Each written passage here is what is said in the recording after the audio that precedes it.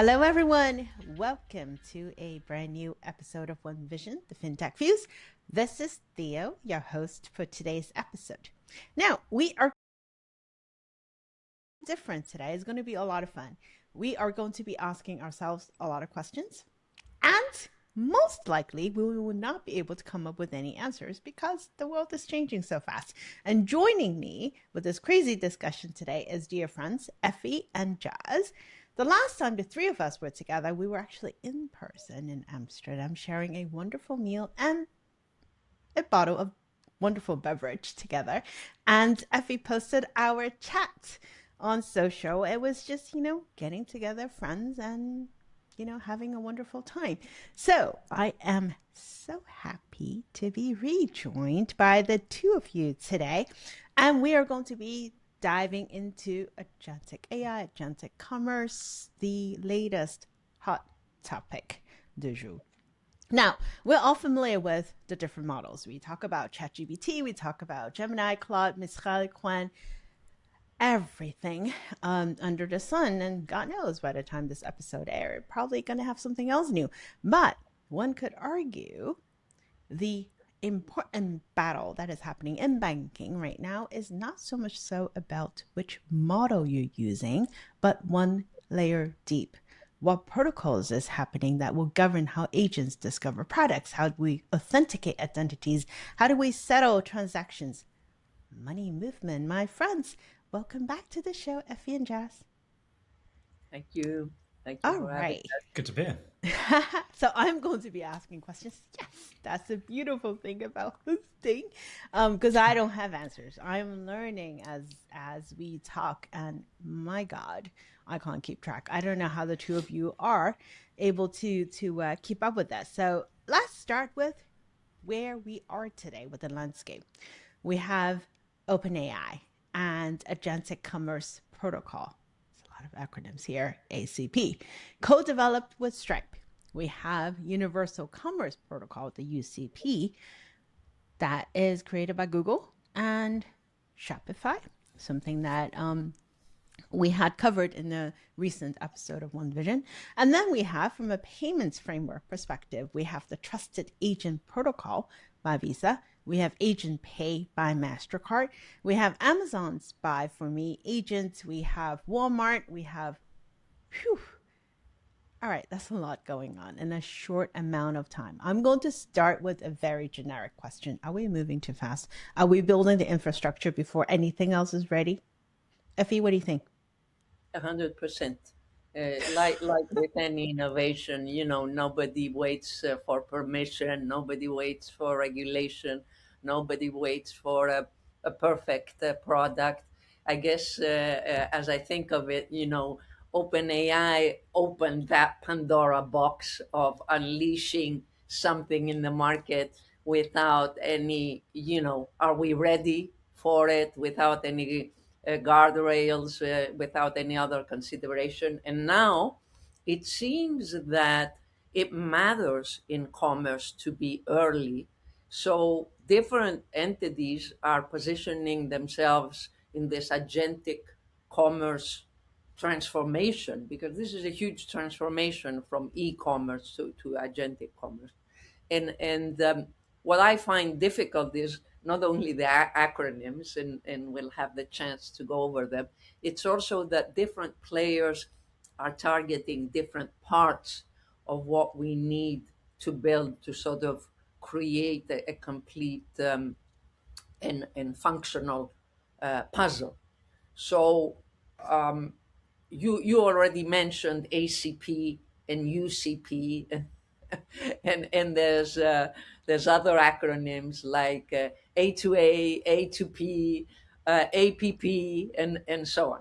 But I think what's important is to understand that UCP is something that is more open and interoperable, and it's a protocol to sort of go from end to end in the commerce cycle. So it goes from discovery all the way to choosing and paying your what you want to buy, and Google, that has partnered not only with Shopify but with many others to create this.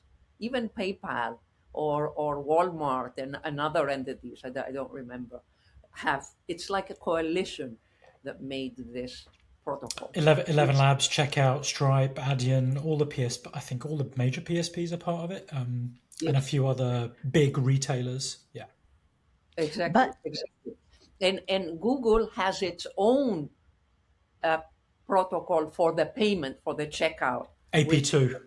Yeah? AP2. AP2. Yeah. Exactly. So here we are. It's like a package, UCP and AP2, but UCP can be used by anybody, right? With any other protocol that they want. ACP, on the other hand, is much narrower. It's OpenAI and Stripe, and it's really a checkout at the checkout protocol. So I think that's important um, to sort of understand of what's been built. And let's not forget that Google already is well positioned in the commerce space, right? In terms of product listings and being able to facilitate discovery. They're not like OpenAPI, which would have to start from scratch, right? So these are ecosystem plays that we have to keep in mind. And yeah, let's stop there and maybe talk a little bit more about where Visa and Mastercard sit in this ecosystem, because really what they are doing, they're very narrowly focused in a space that is needed, which is authenticating AI agents. So is your agent, verifying their identity?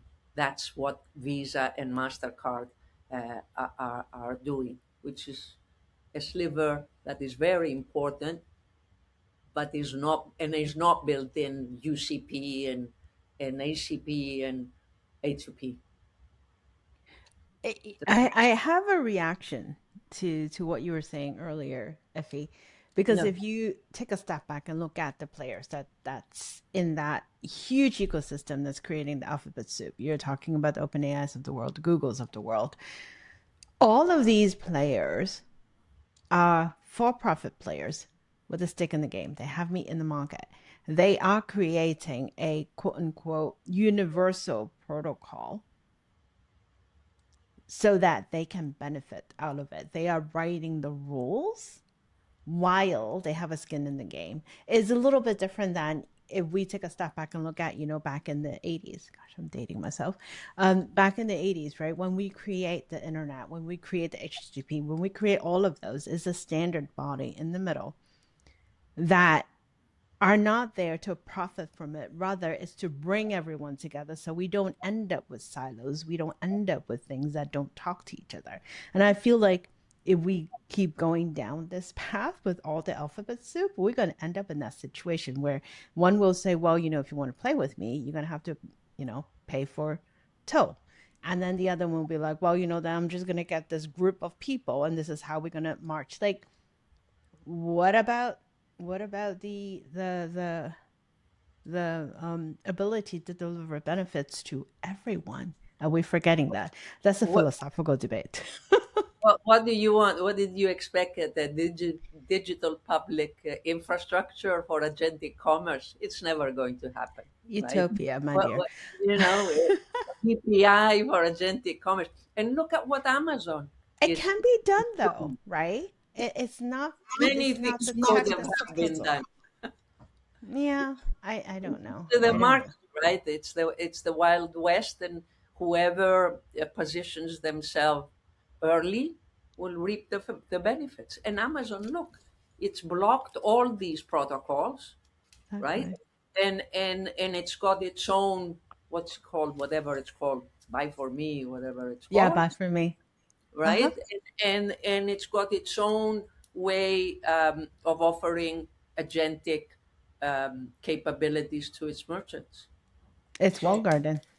Jess, what's your Yeah, take? but I think only time, to your philosophical question, Theo, that only time will tell if everything becomes even more fragmented and every single merchant decides, or every single major retailer decides they're going to come up with their own commerce protocol, or whether maybe Universal Commerce Protocol is the best one. And I was thinking about this the other day, and then I started thinking about the CD versus minidisc debate. And obviously, back in the or the VHS and yeah. So back in the 80s, because I had a mini disc when it kind of started to come to prominence in the late 90s. The mini disc was supposed to replace a CD. On all measurable counts, a mini disc was better. It was smaller in size. It had more storage capability. Their audio and actually video recording quality was better. But because consumers were used to CDs already, and the physical hardware in most consumers' homes would have had to be changed, and obviously, retailers like Sony, who backed minidisc, wanted that to change, but consumers pushed back and they said, "Well, we don't like." The market basically won, and consumers won because they were like, "We're not going to go buy it. We will vote with our feet." And I think the protocol that rises to the top will be the one that has the most distribution. I think that's why anything connected to Chat or Claude at the moment, when you look at just their user numbers and their signups and app downloads, will be the thing that wins. I think if you start fragmenting, it starts to get tricky. And then to go back to the first, the kind of main question, are we moving too fast? Effie says yes. But I think if we weren't doing anything, this pod would be about why is no one building any protocols for agentic commerce? Why is no one looking at universal commerce protocol? So either way, yeah, we're probably moving very fast, and we'll get to that point where, there's 150 protocols, but then there'll be some sort of consolidation period. And whereas historically with payments, that's happened over the course of like 5 to 10 years, this will probably happen over the course of 1 to 2, maybe even 6 months, because the rate of change and the pace of development is so quick. So we're probably moving a bit too fast, but relative to this new AI age of innovation, it feels fast, but actually it's probably not that fast. Like 2 months ago, I was using VS Code, GitHub, and Claude with the Claude integration. Now I don't need that. I've got Claude Code in one place. So I'm again, 3 months ago, that was the only way to do it. VS Code, GitHub, download it, do all the environment configurations. It takes me back to my computer science degree. That's the painful, boring part. Now they create Claude Code. You only need one app. So that's changed in 2 months. Lord knows what's going to happen in another 2. Are we moving too fast? Maybe. But it's probably in line with the pace of change. And actually, I would say there's some valuable things happening behind the scenes for agentic commerce. For example, Klarna has developed its own agentic protocol, which is called APP, not A2P, APP, which is really helping merchants, not only on the Klarna ecosystem, anywhere, so it's kind of open, to make their merchandise discoverable, because everybody has to do that independent of who's going to win, which interface and whether we'll have concentration or not. The first thing that needs to happen is to make your services and products discoverable for that world. You want to call it Web 3, or you want to call it, what's it called, the post-web era, where we delegate everything, right? Mm-hmm. Being to the era of delegating everything, you have to get prepared. So there's protocols for that, and they're not the only one doing that. So there's a lot of movement. PayPal is also getting involved seriously, although not a lot of headlines, and they're playing on all fronts. They are integrating with ChatGPT. They are using the UCP protocol. It's more for consumers rather than merchants, whereas Shopify and Klarna are more focused on merchants. So there's a lot. There's a lot going on that is important.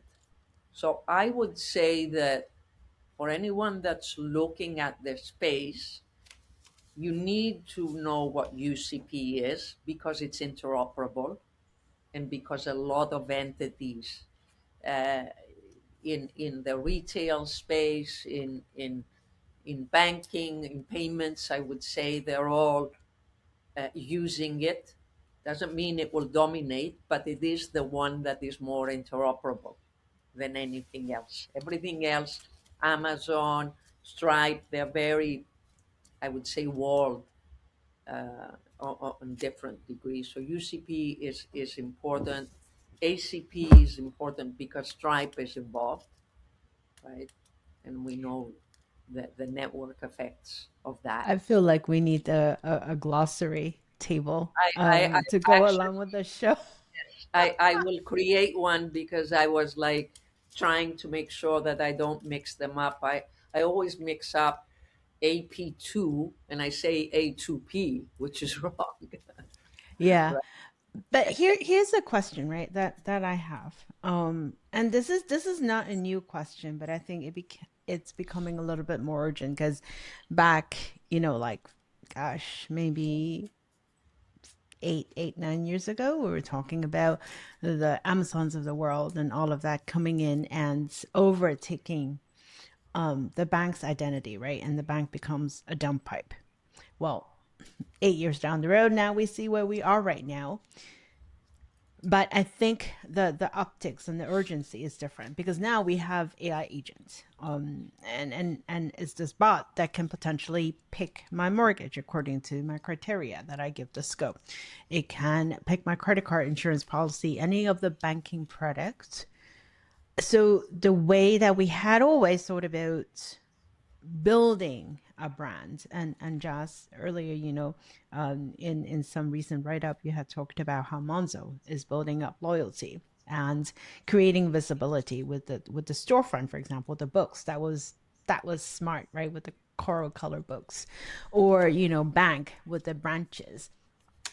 All of the ways that we have thought about building a brand, is that still relevant in the age when consumers are increasingly going to these bots to look for services? They're not coming to, like high street and look for a bank branch. So how then should banks and fintechs think about getting to their customers, acquiring customers, retaining them, and building a relationship with them? I think, I mean, it's a great question. I think, and I don't want to be a politician about this, but I think it kind of depends on what the consumer behavior becomes generally with regards to selecting any sort of product. And I don't think it's unique to financial product. And what I think about is it, like, if I go to a really obscure new country and I want something to eat, do I look at a street vendor making a burger on the side of the street and go there, or do I go to McDonald's? What's the one that I know based on the masthead, based on the brand, that I'm going to get consistency and I trust the product that's coming out of there? And I'd say I'd probably go to McDonald's. Ideally not, but out of the two, I'd go there. So I think brand is still important, and I think it kind of depends on whether consumers would go to a distribution channel like ChatGPT or Perplexity and actually, they don't care about the brand. But I think even the three of us on this panel can probably answer the question. I think we still do care about brand. I think the fact that I've got a Rode mic and an Apple laptop and I don't know, like a Dell monitor and a Logitech webcam, that I specifically picked brands that I trust because there's an association with reliability. I know that there's a company behind there. If something goes wrong, I can contact someone. So I think the brand still matters. And I think this is what, if it was me, if I was a big bank, I'd be pushing the trust element of brand and interconnecting those two as much as possible over the next few years, so that whenever a product comes up, that like the Lloyd's branded mortgage would be more favorable than like another brand because of the inherent trust in that brand. I think everything else is a big question mark. I think distribution. I think it's a question about retention, customer retention. I think they will have to start looking at, we're not optimizing based on traditional metrics. We're not looking at click-through rates. We're looking at basically embedding ChatGPT, Perplexity, Claude's analytics into our bank rather than using traditional analytic models to analyze financial products. So, but I think on distribution, I think brand is still really important. I don't think it will erode over the next few years. But then again, if you look at see the movie WALL-E, where they're up in that big spaceship, there's actually that's a good indicator that brands still do matter, because the robots still pick everything, but the consumer essentially says, "Go get me that thing." By, I think it's big B&O, I think, is the big conglomerate. So I think brand still matters because there's an inherent association with trust and brand. So I think that still matters when picking financial products, but depends where it goes.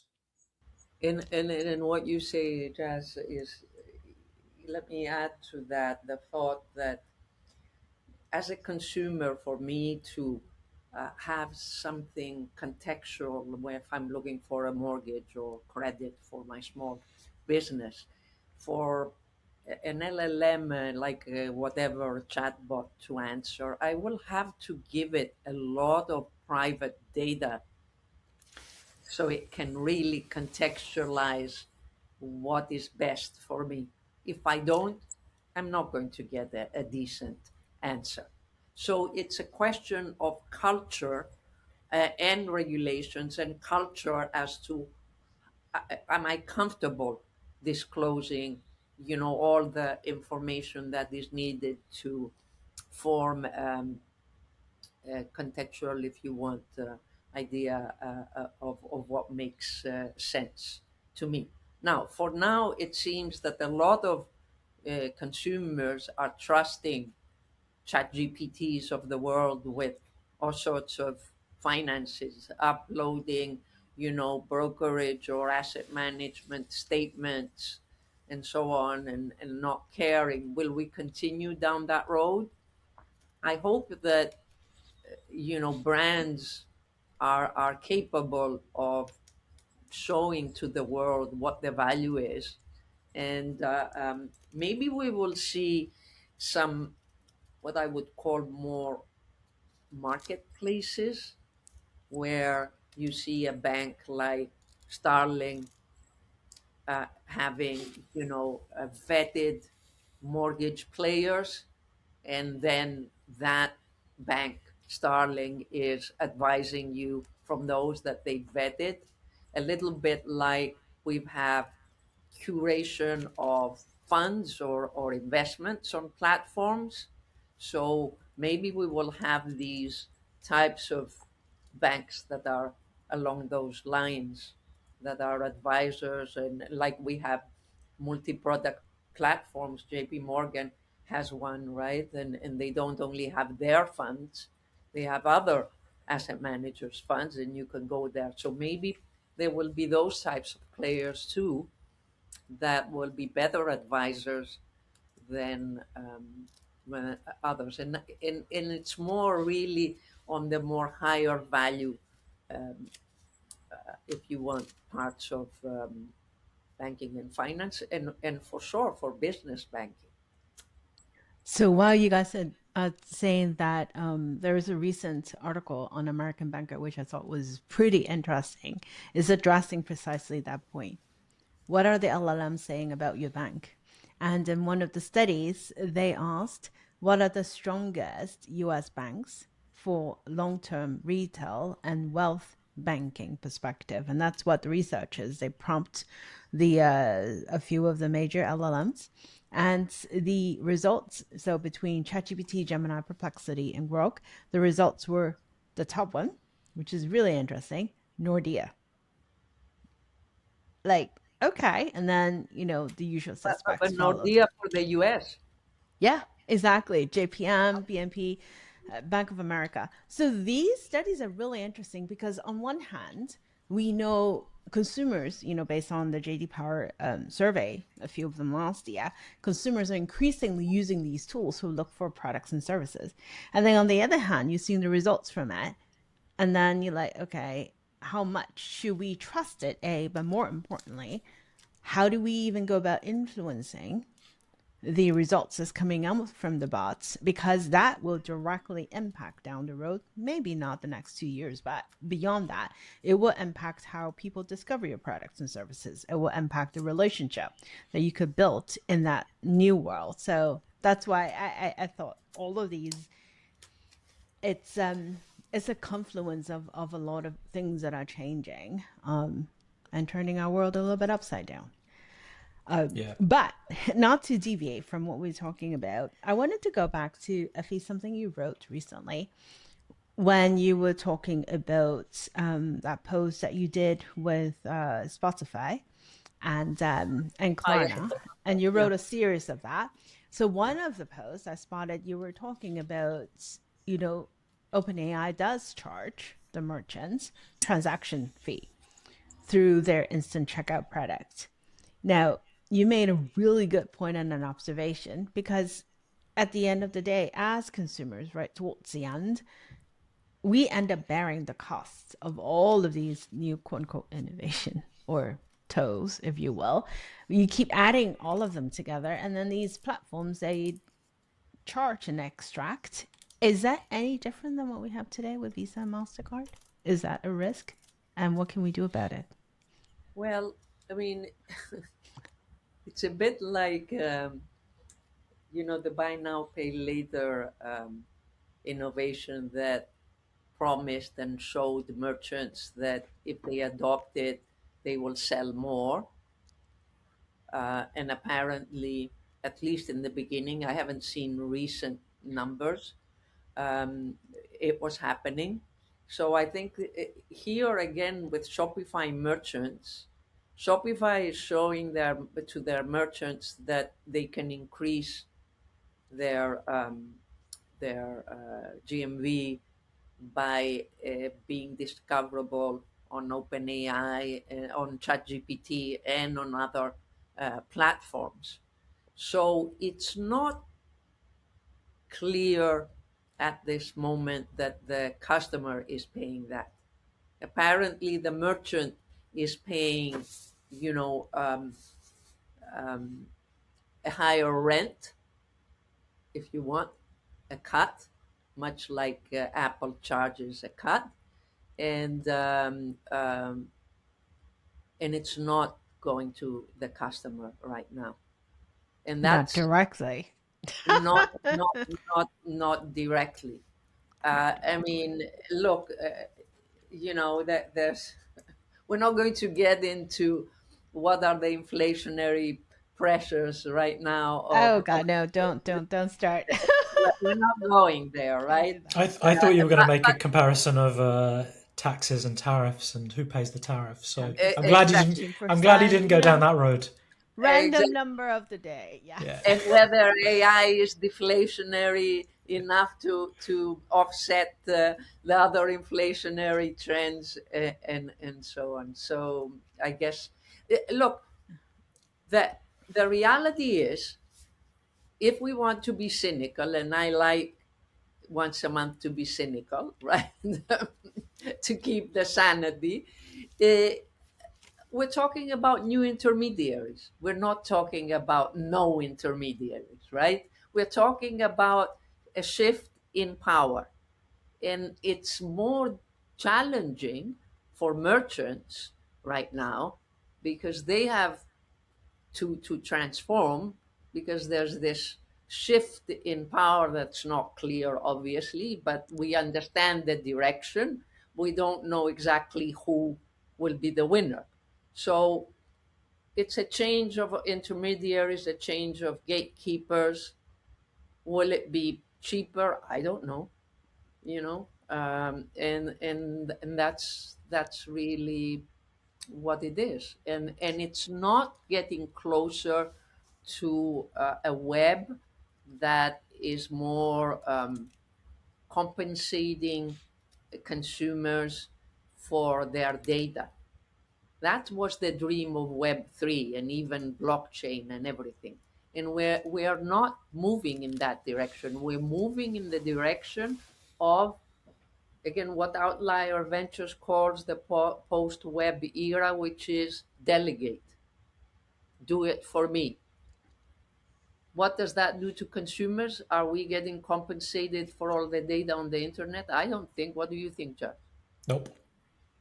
I think to your point, we're even further away from that era. I think we're too far away now to get back there. We've swung around the star, and now we'll be flung further away from the solar system.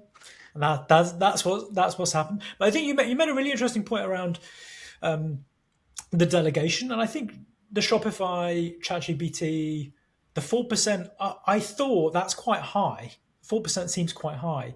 But then again, to your point, if you're a merchant on Shopify or a small store on Shopify, and you don't know how to become more discoverable on ChatGPT, but Shopify already does know how to do that and can do it for all of its customers, then you probably would pay that extra 4% because, again, you touch on the Klarna model. Merchants pay Klarna to increase basket conversion. They don't pass the cost on to consumers. They paid Klarna to increase throughput, and once throughput increased, they said, "Okay, this is a no-brainer. Now I'll put Klarna further up the stack," and then Klarna grew. So I think if Shopify can, off the back of this, go back to the market and say, look, if you joined Shopify as a merchant, we'll make you discoverable on ChatGPT. We've run the experiment for 6 months. All of our existing merchants are, they have higher conversion, higher GDV, more volumes. So actually it becomes very symbiotic for Chat and Shopify, because it becomes almost like a go-to-market funnel to say, here's a proposition. Together we can, increase sales. Obviously, the question you've just raised is, does that get passed on to the consumer? You would think not, because the shop has less of a distribution overhead. And it's, again, not to use a stupid analogy, but I think it's if you look at Deliveroo, DoorDash in the US, there are lots of ghost kitchens popping up, because restaurants have realized that even though Deliveroo and DoorDash take a really high fee for delivered food, it makes more sense to shut down the restaurant and then group 4 restaurants into just a kitchen. So you can't walk into that restaurant anymore. It's just a kitchen. It's like a back room, which means you reduce your overhead. You only turn the lights on when you're cooking something. You don't need to pay extra staff. Then actually that 4% is, well worth the spend. So we'll and see. they're making it easy right now. It's like a swipe. You turn it on. And the most important thing is, if you sell through that channel, through ChatGPT, all of that shows up on the dashboard of Shopify. So the merchant has everything in one place. If the merchant, as you say, Josh, is big enough and says, hey, I'm going to do it on my own, right? Well, then you'll have 2 separate dashboards and operations to manage in 2 different places. So that's the advantage, and merchants have nothing to lose if it's there. They just turn it on and see what happens. It's like an OPEX marketing cost now. All right, well, looking ahead, I don't know if anyone has a crystal ball, because I don't. If we were to look at how agentic commerce will evolve, where do you see, what would be some major headlines that you'll see, or major players that will come out from this, let's say in the next few months? Is it going to keep going? Because now we see even FIS of the world is saying, they're going to have a meat in the game. So is everyone jumping in? What about consumers? I'm not ready, but then again, I'm not the typical consumer that they're looking for. Who will come out winning? You mean from all these? From all of these. I honestly don't know. Effie, you made a point in one of your posts that OpenAI needs to find a revenue model, right? They need to find a way to basically make money. Bottom line, balance sheets still matter. They're going to keep at it until they can figure out how they can compensate for some of their costs. But what about the Shopify's of the world, the Klarnas of the world, Visa, Mastercard? Are we at the stage where if you are not putting something about agentic AI, agentic commerce, then you're behind? Are we there? I think the payment players for sure are positioning themselves. Stripe, That's PayPal, right. Mm-hmm. and then you see Klarna, which is a very special case. Everybody's positioning in the payment space, and then I think Google is the most interesting of all because they have LLM. They put out the UCP protocol. They already have a lot of data around merchants. As you say, in the big picture, how ready is commerce? Because you hear that people are using these chatbots to discover, but are they shopping actually? I don't know if these figures are, if there's any figures that make any sense. I'm not. They range anywhere from like millions to billions to more than billions. I mean, it's the range is so wide. It's like a random number generates at this point. But absolutely agree on the discovery part. I don't know how much consumers will be willing to give their data to some sort of entity to automate the rest of the process for them. And more importantly, I think there are a lot of questions that we still need to resolve, right? Who owns that route um, to checkout? How do I know that you are acting on my best behalf and not because of some shenanigans you had in back with some other merchants? What about chargebacks? What about, I don't want something, I want to return it. How does that process even work? How does fraud work? How does, AML work? I think that's the impact, right, on banks. Apparently, they are already solving this, the chargebacks and so on. But all the agentic, the identity of agents, the delegation part, it's not solved, right? It's not Just solved. what's your take? Um, I mean, Contrarian view. if I was going to pick one, if I was going to pick one organization, I'd say it's probably Google, to be honest, and mainly because I've just started to notice that they've kind of embedded a ChatGPT view on their search, and I think mostly people still use Google. As I say mostly, I said more than they use OpenAI or Claude, and I think that's a bit more dispersed, the Gen AI interface. But if you search something now, the default is AI suggestion, which actually is very good. And I've just slowly realized that I'm starting to look at, if I want to find out about what TV channel Man United are playing on, that is actually very concise, like few lines, and then you can expand and see the sources. But they have just automatically applied Gemini to Gmail. I don't know how many people know this, but right now on your Gmail, Gemini is active, looking at emails. If you compose an email and start typing, you've probably noticed you can right click and it gives you the suggestions in the Gemini view. So it already has your emails. It already has everywhere you shop, where you would get an invoice or a receipt, is already in your Google Mail Gmail.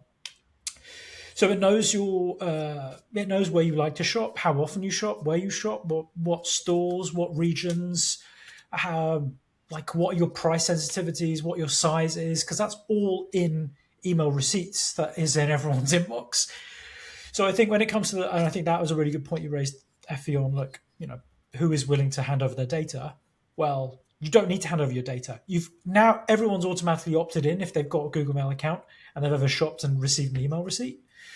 like, what is the next step? If you just type into Google, I'm looking for new shoes, it could suggest 4 pairs of shoes in the exact style that you've bought before, but in a different color, because it knows that you're more and an exact size and with the right availability and within the price range you already shop in.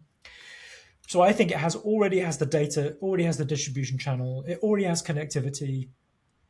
I think they will, either them or one of the new AI native companies will win. But I think Google's kind of already there. It's obviously got payment integration via Google Pay. Yeah, it's not the same as traditional Rails, but it's not too many steps away from search something and then either click pay and that's it, like 2 clicks, or search something and the agent will just buy it for you because it already knows what you want. Yeah. So I'd say Google, but that is a very and much more depressing outlook. Brand trust. And this is it. I don't think people are going to shift from tried and tested brands and products en masse just for the sake of being able to have an agent autonomously purchase for you. I think all of the plumbing with Google is already there. It's all it's going to take is a little nudge, and I think the nudge has already happened. Like everyone's email. I'm going to opt out of my Gmail, by the way, because I want left field suggestions for my Google search sometimes. But I think lots of people have already opted in. The data points have already gathered. Even if you opt out now, that subset of data is already there. So I think it's Google, and then PSPs below that. Yeah. And they're not charging, and you see also they're not charging a fee like OpenAI, right? 0. They don't need to. They don't need to. It's a question of they have the coalition and everything. So yeah. So and sorry, Theo, going back to what do banks need to do question. This kind of ping ponging. I think that, and again, it's something that Effie touched on and you touched on. The interesting thing will be what banks' marketing teams do, because traditional marketing via SEO, going out and doing billboards, putting your brand on the side of a bus, that's probably not like that cost effective now. So I don't know the answer to this question, but I wonder if banks should start hiring a CMO or a head of marketing who is like an AI native marketing person to transform discoverability. Like, how do we optimize for our products to be found on all of the relevant Gen AI layers? We don't care about people walking, because no one's going to walk past a branch and go, oh, Barclays, I need a mortgage. They're now going to go to the distribution channel. How do you optimize to be at the top? And maybe Nordea have already done that, and that's why they're at the top of that search. How do you optimize for AI? But I think a small part of me still is hanging on to the hope that we'll still continue to optimize for humans, because you never know. You're walking down at Oxford Street and looking for a pup, and then you see something like, oh, wait a minute, I need to get a something for my kids or whatever. I still think that there is so much with human emotion that's optimizing for what we need still matter, maybe in a different form, but most definitely, to your point, I think optimizing for AI is more and more important, is no longer optional, regardless of what size of institution you are. I think it's crucial at this point. But anyway, I know we can keep going, but this has been a fun conversation. I have a feeling if we do get back together in half a year or so, the world will change again, and we'll pick it up from there. Until then, thank you so much, Effie and Jazz. And for the rest of you, thank you so much for joining us for another episode of One Vision. We'll talk to you next week.